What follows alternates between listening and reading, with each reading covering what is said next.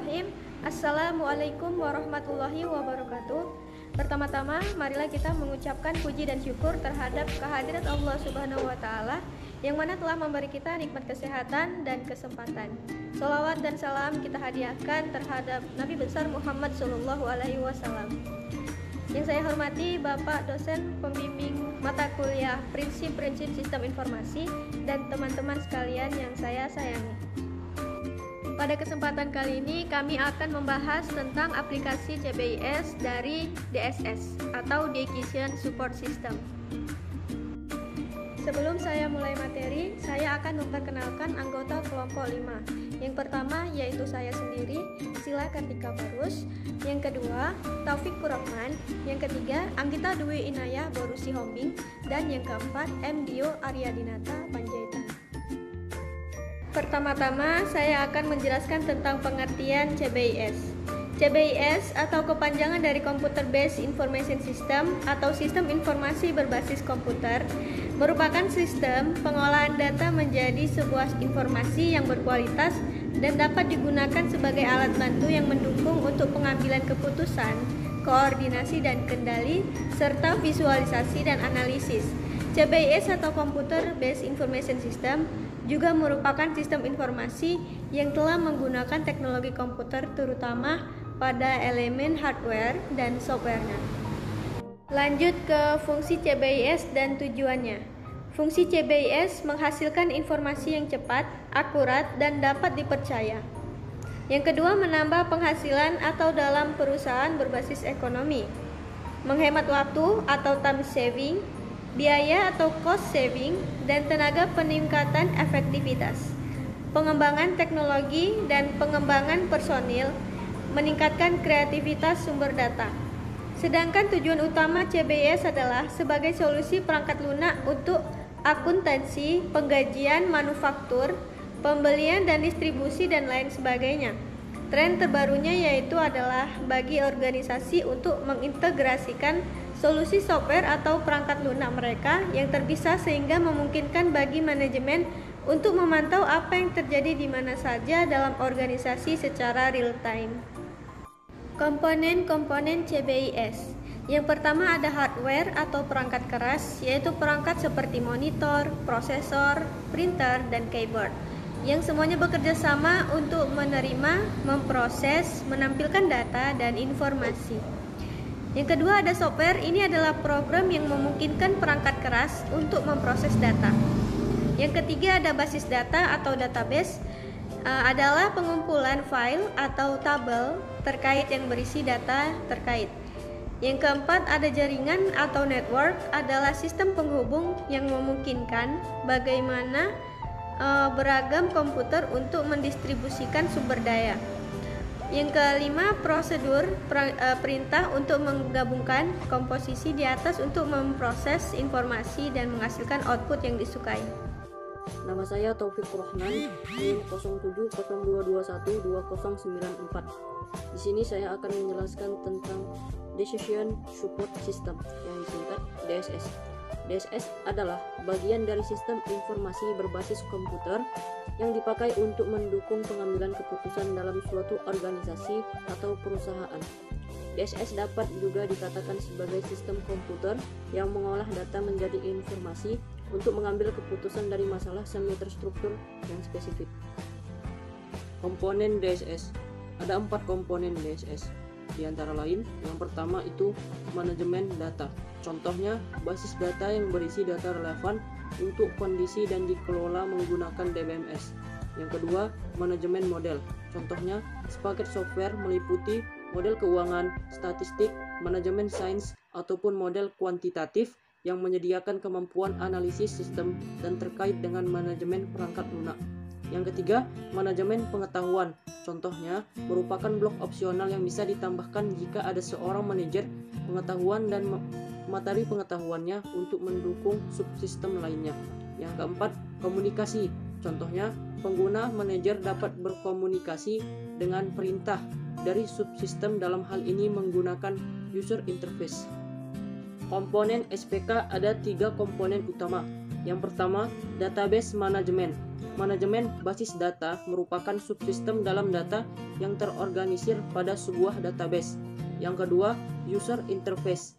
Tampilan antarmuka atau pengelolaan dialog adalah proses penggabungan antara dua komponen, yaitu database management dan model base yang nantinya akan bergabung dengan user interface.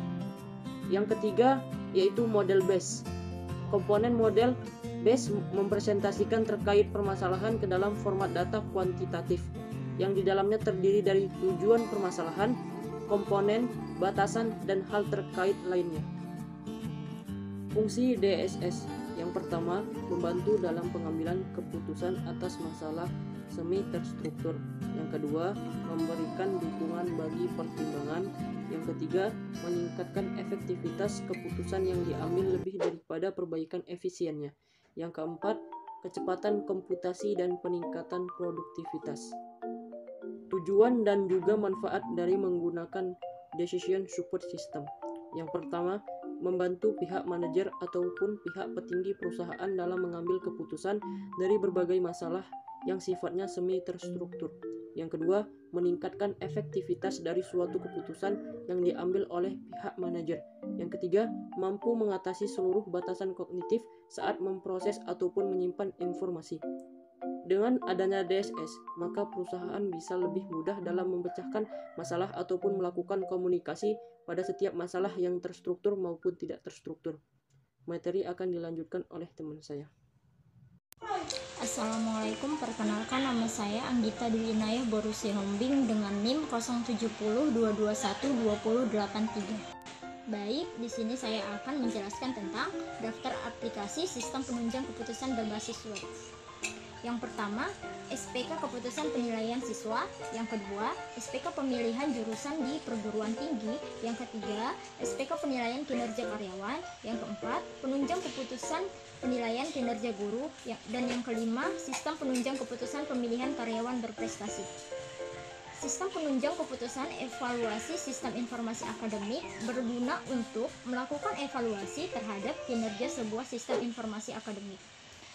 Sistem penunjang keputusan pemilihan supplier pada perusahaan yang biasanya menjalin kerjasama dengan perusahaan lain bisa berupa mitra kerja ataupun supplier. Secara khusus, sistem pendukung keputusan atau SPK atau Decision Support System atau DSS ini digunakan dalam beragam industri seperti di bawah ini. A. Perencanaan tanaman. Para petani menggunakan DSS untuk membantu mereka menentukan waktu terbaik untuk menanam, memupuk, dan menuai hasil panen mereka. Bayer Crop Science merupakan salah satu perusahaan terkenal yang telah menerapkan analytics atau analitik dan dukungan keputusan untuk setiap elemen bisnisnya, termasuk pembuatan pabrik virtual untuk melakukan analisis bagaimana jika lokasi produksi jagung. B. DSS klinis. Sistem Decision Support System klinis ini membantu dokter mendiagnosis pasien mereka. Perusahaan populer seperti Penn Medicine merupakan contoh perusahaan yang telah menciptakan DSS klinis yang membantu pasien ICU melepaskan ventilator lebih cepat. C. Perencanaan rute GPS. Contoh Decision Support System atau DSS seperti sistem perencanaan rute GPS, SPK atau DSS tentunya dapat digunakan untuk merencanakan rute tercepat dan terbaik antara dua titik dengan menganalisis opsi yang tersedia. Sistem ini seringkali menyertakan kemampuan untuk memantau lalu lintas secara real time untuk rute di sekitar kemacetan. D. Dashboard ERP. Sistem DSS ERP Dashboard ini membantu manajer memantau indikator kinerja. Banyak perusahaan marketing atau pemasaran dan servis atau layanan digital pada umumnya menggunakan sistem Decision Support System untuk membantu manajernya menentukan agen mana yang membutuhkan bantuan tambahan. Saya Muhammad Dio Aryadinata Panjaitan dengan NIM 0702212101. Saya akan menjelaskan kelebihan dan kekurangan DSS. Kelebihannya, sistem pendukung keputusan meningkatkan kecepatan dan efisiensi kegiatan pengambilan keputusan. DSS juga mempromosikan pelatihan dalam organisasi, karena keterampilan khusus harus dikembangkan untuk mengimplementasikan dan menjalankan DSS dalam suatu organisasi. Kekurangannya, biaya untuk mengembangkan dan menerapkan DSS merupakan investasi modal yang terbilang sangat besar. Perusahaan bisa ketergantungan pada DSS, karena itu diintegrasikan ke dalam proses pengambilan keputusan harian untuk meningkatkan efisiensi dan kecepatan. DSS dapat menyebabkan kelebihan informasi, karena sistem informasi cenderung mempertimbangkan semua aspek dari suatu masalah. Penutup.